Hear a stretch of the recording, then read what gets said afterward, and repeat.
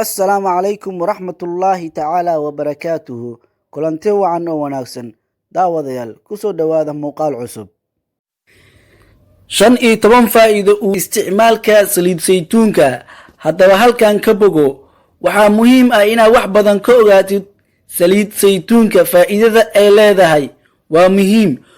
Qodobka koowaad, saliid saytuunka waxay difaacdaa ama ay ka yareysaa cudurrada ku dhaco wadnaha.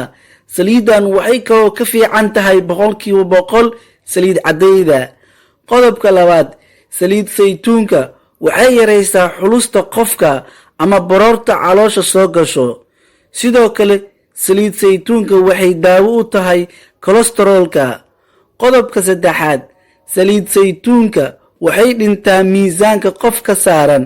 Waa hubaal haddii aad isticmaasho in aad wax badan ka faa'iideyso saliid saytuunka, waxaana yaraanayo miisaankaaga.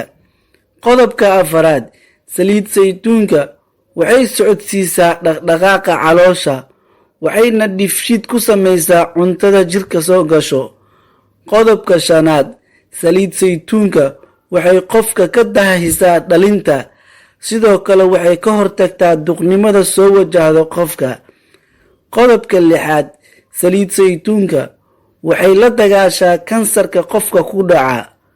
Qodobka toddobaad, saliid saytuunka waxay nadiifisaa ama ay nuurisaa maqaarka, waxayna difaacaysaa ilayska daran ee maqaarka.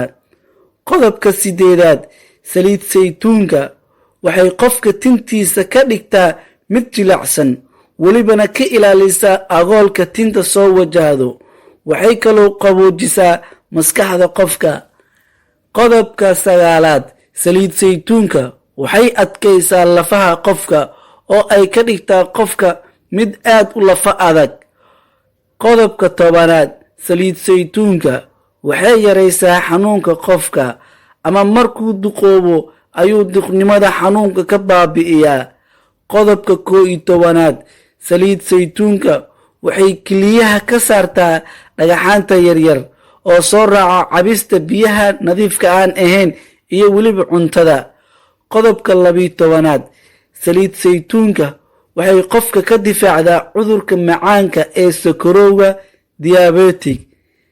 Qodobka 13aad, saliid saytuunka waxay ka difaacisaa jacjaca ku dhaca cirbaha ama waxay ka saartaa qalfoofka cirbaha. Qodobka 14aad, saliid saytuunka waxay jirka dhan ka difaacdaa qaleelka maqaarka ku dhaco.